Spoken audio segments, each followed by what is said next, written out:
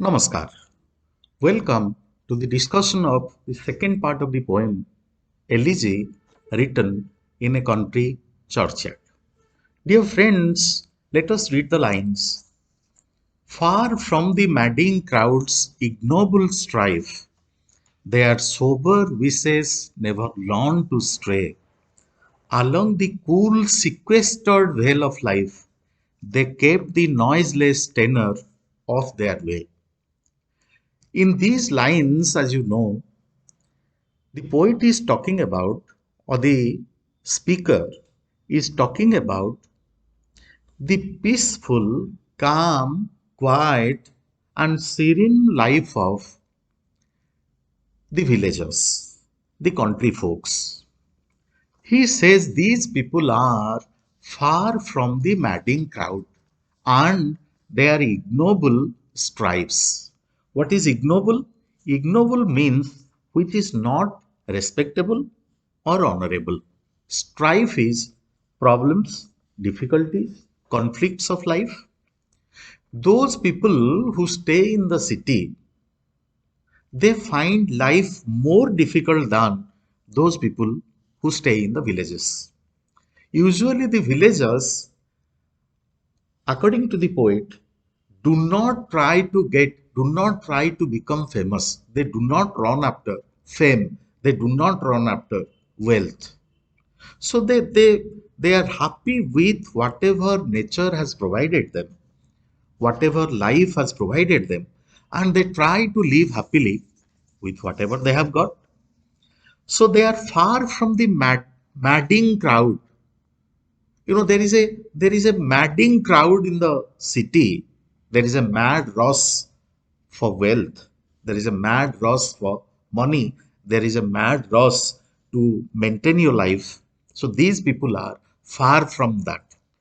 The ignoble strife, the conflict, the problems, the difficulties that the town folks face. These people, in contrast to the ignoble strife, these people have sober wishes. So they never go astray, they never move away from their sober wishes. Their wishes are sober, gentle. They are quite happy with the kind of life they live. Along the cool, sequestered vale of life, they kept the noiseless tenor of their way. Sequestered means isolated and hidden away. And what is tenor? A high singing voice. So, cool, sequestered life, a life which is confined to the village. Their existence is more or less confined, restricted to certain areas. Their happiness is restricted to certain things, confined to certain things. Beyond that, they do not want to go, or they do not try to go. So it's quite natural. They live a noiseless, calm, quiet, and peaceful life. Yet, even these bones from insult to protect, some frail memorial still erected nigh, with uncouth rhymes and shapeless sculpture decked, implores the passing tribute of a sigh. Now, there are certain attempts to erect a memorial for these people. Not that there are no memorials. In some places, you find certain memorials erected, made in honor of these dead people. Some frail memorial. Frail is not full of grandeur, full of grandness, full of, you know, uh, a, having a display of wealth without any pomp and ceremony. Frail memorials still erected. Okay, they have been erected. Some memorials have still been erected to prevent these people from ignominy, to prevent these people from insult. So if there are no memorials, The rich people would say, how so many people have died and there is not even a single memorial in honor of them. So just to prevent such things from happening, there are memorials with uncouth rhymes. Uncouth is which is not grand, not polished. Unpolished rhymes. Somebody has written something in honor of them. And shapeless sculpture decked. Decked is decorated. The place has not been decorated with rich marbles. The place has been decorated with some shapeless sculpture. Sha, shapeless sculpture, alliteration, and some unpolished rhymes implores the passing tribute of a sigh. So, what is the meaning of implore? Implore is to beg someone to do something, ask someone to do something.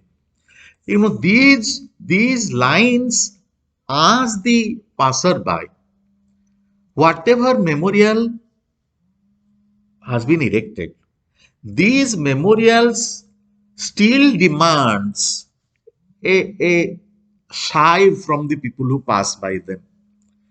The people who pass by these memorials, they still have, certain tributes to offer. They read that and they still, you know, have a word of sigh for the person whose dead body is lying in the grave.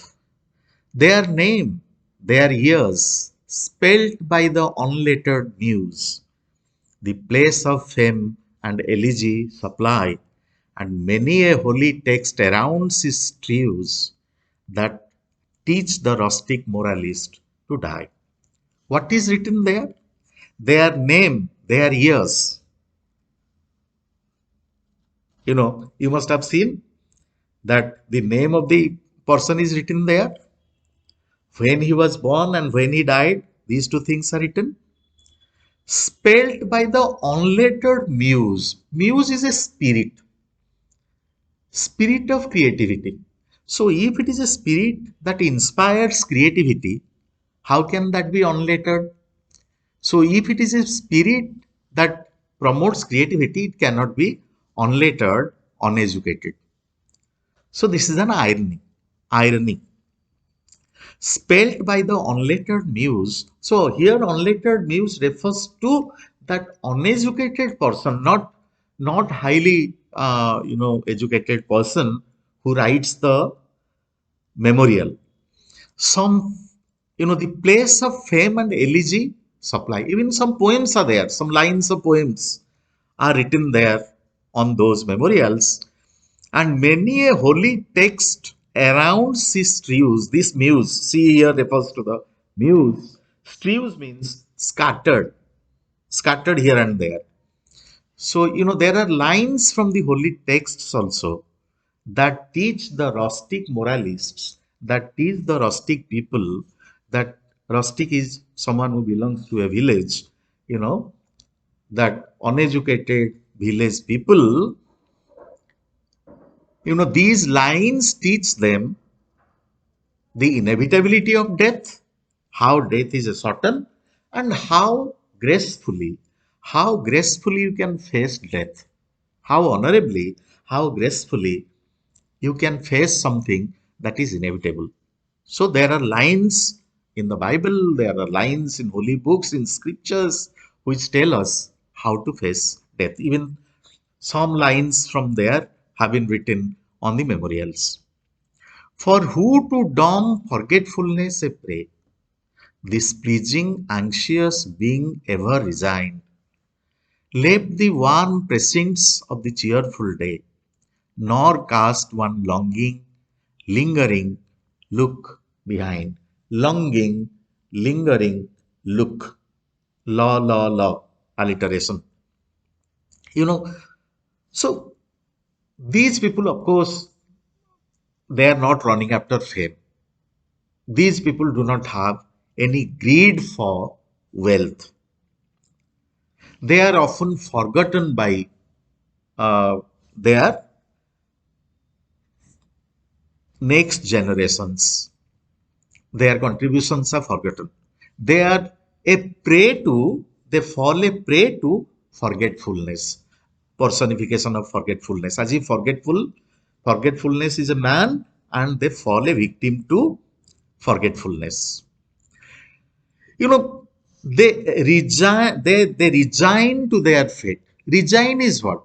Resign is accepting something as it comes. You know you can't change it.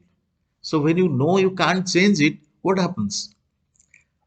You accept it. Initially there is some struggle, but with the passage of time you know you can't do anything. So you accept it. That is called resignation. So left the warm precincts of the cheerful day, nor cast one longing. Longing is to have a deep desire, a lingering. Lingering is something that continues for some time. Look behind. But is it true that nobody wants to become famous? Nobody is interested in knowing how successful my life has been. I have lived for 60 years, 70 years. Don't we want to find out how successful we have been in life? Don't we really look behind to see whether our life has been a successful one or not?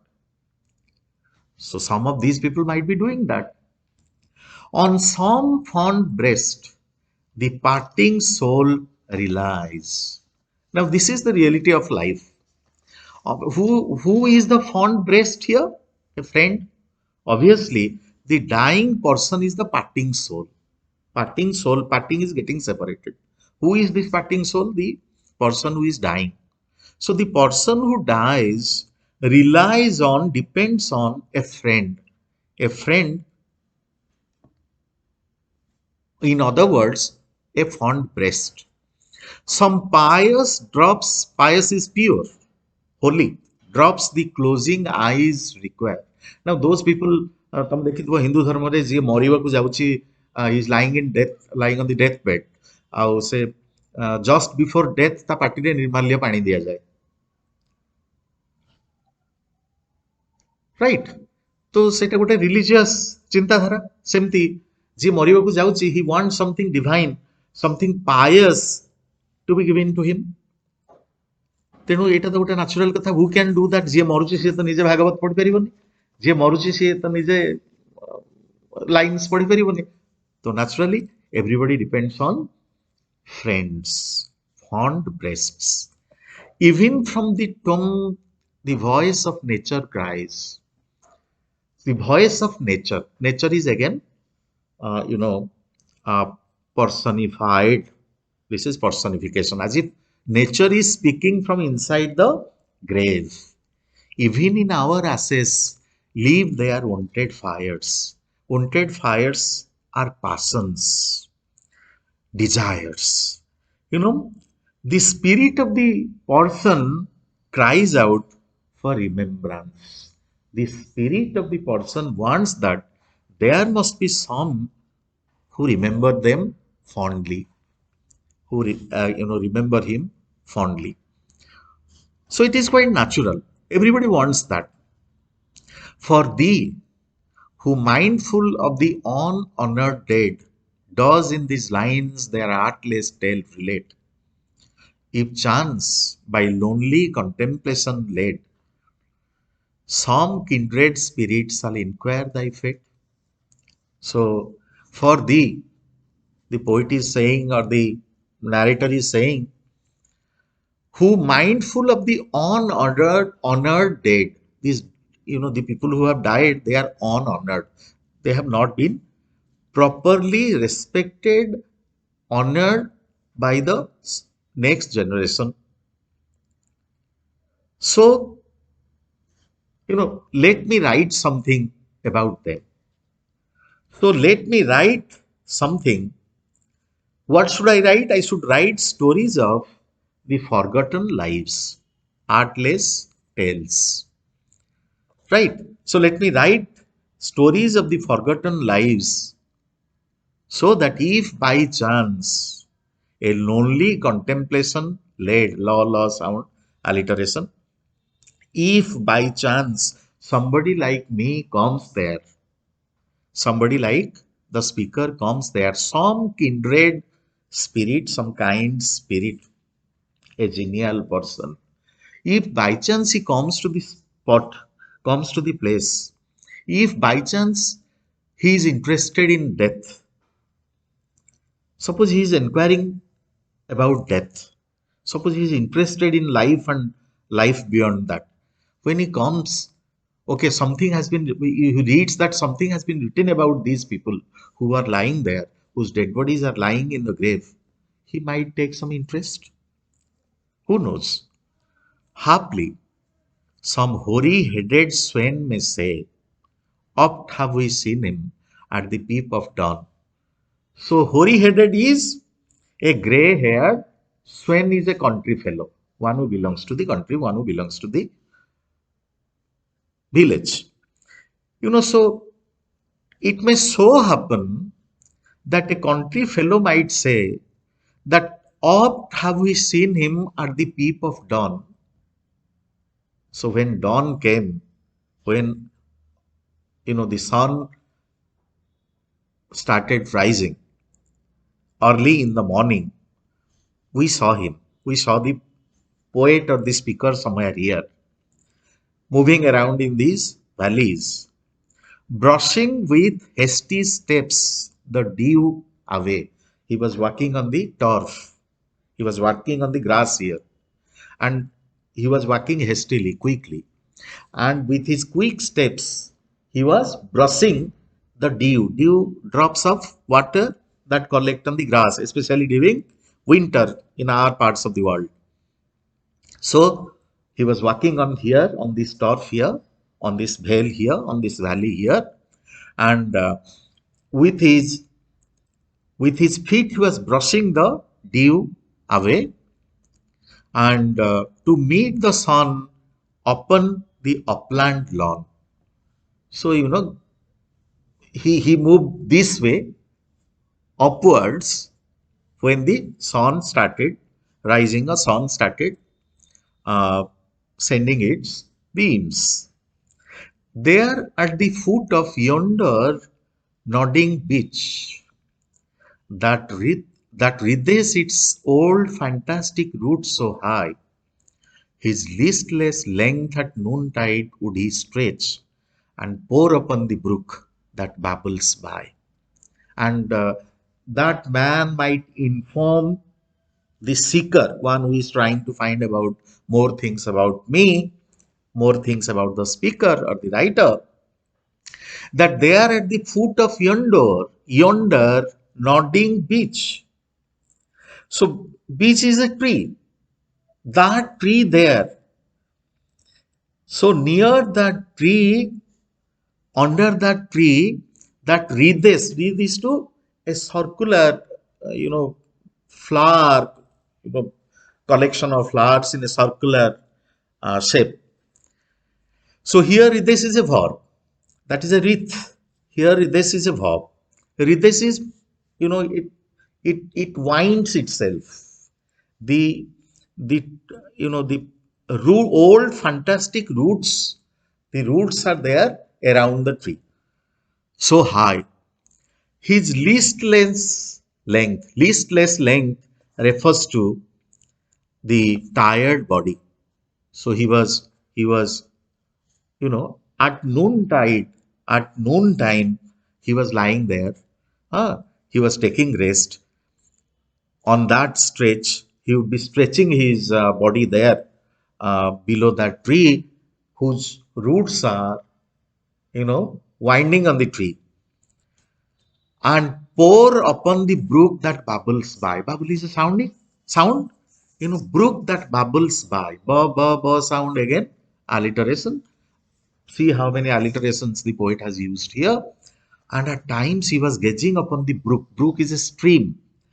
So pour is to gaze is to look. So he was concentrating on the stream that bubbles by, that flows with a sound. Hard by yon wood, now smiling as in scorn, muttering his wayward fancies, he would rove, now drooping, woeful one, like one fallen. or crazed with care, or crossed in hopeless love. So, that man might report this also about either the narrator, either the speaker, or the poet.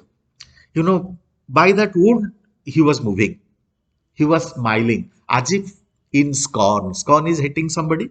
He was scornful of something. He was hating something.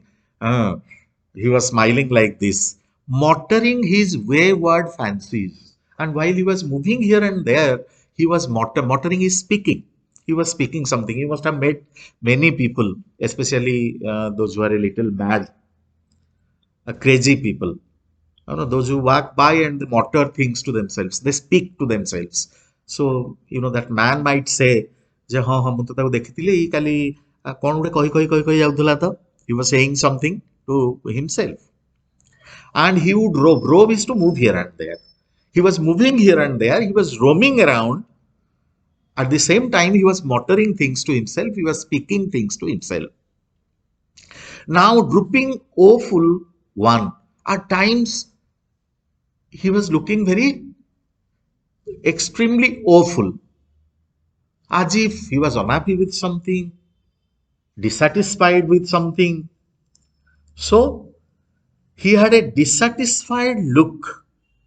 So with that dissatisfied look, he was moving here and there, as if he is forlorn, he is lonely, he is dejected, he is sad, he has been, he has no friends, or crazed with care.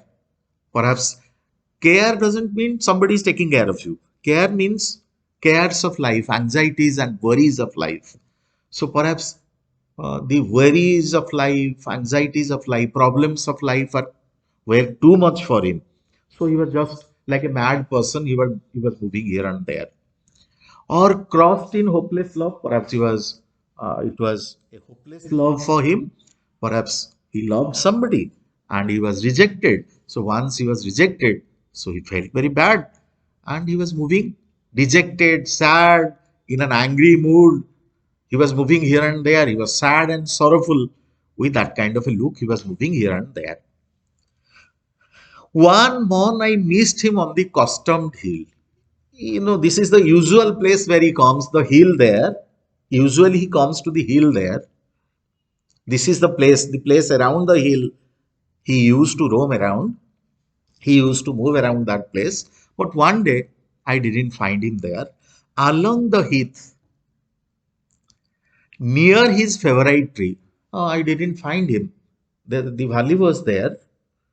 The mountain is there. The trees are there. Usually this is the place which he visits, but one morning I didn't find him there.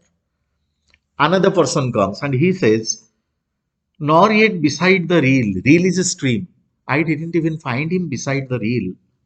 Nor up the lawn, nor at the wood was he. So he was not there in the jungle. He was not there at the spring. Reel is jharna. So jharna pakhre bhi nathila, se heel upare bhi nathila. So, I didn't find him anywhere. The next with dodges dew in sad array, slow through. What is a dirge? A sad song, you know. So, dew in sad array, slow through the church way path we saw him borne. B-O-R-N-E. Borne means being carried by people. So, one day we saw him in the church. He was being carried there by some people. So, through the churchway path, he was being carried. So, obviously, he had died. Being born by people means, obviously, he has died. Approach and read, for thou canst read the lay, the poem, graved on the stone beneath yon edge thorn. So, read something, read the lines that have been written on the, you know, tombstone. Now, the last part of the poem, the epitaph. Here rests his head upon the lap of earth, a youth to fortune and to fame unknown. So this fellow, he was not known to fortune and fame. Fortune and fame didn't matter much for him. He was unknown to fortune, He was unknown to fame. He had no interest in these two things. Fair signs frowned not on his humble birth. He had a humble birth, and he was happy with the kind of life he was leading. He didn't want to go to the city. He didn't want to go to the town. He didn't want a life that the city people live.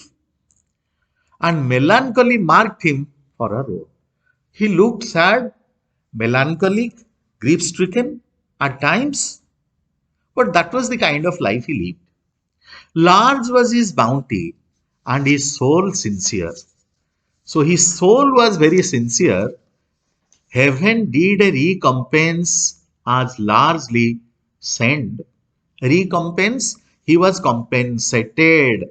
You are compensated. Suppose you make a loss and somebody pays you. So you are compensated. Somebody pays for you. Right.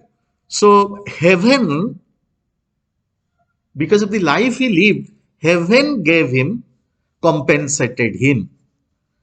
Right. He gave to mystery all he had, a tear.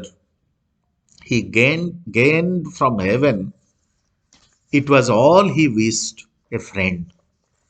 So he gained a friend who could shed a drop of tear for him. Okay, the speaker hopes that people remember him for being a generous and sincere man. You know, so no further seek his merits to disclose or draw his frailties from their dread abode. There they alike in trembling hope repose the bosom of his Father and his God. So the speaker hopes not to be judged on earth for any of his flaws, but to be judged by God who he now lives with. So, don't judge them by their flaws, by the mistakes they have committed. Don't judge a dead person by the mistakes he has committed, by the flaws he has committed in his life. Right? Because he is now living with his Father. He is living with his Father. His Father is God. He has now returned to the bosom of his Father and his God. So, dear friends, I hope this helps your understanding.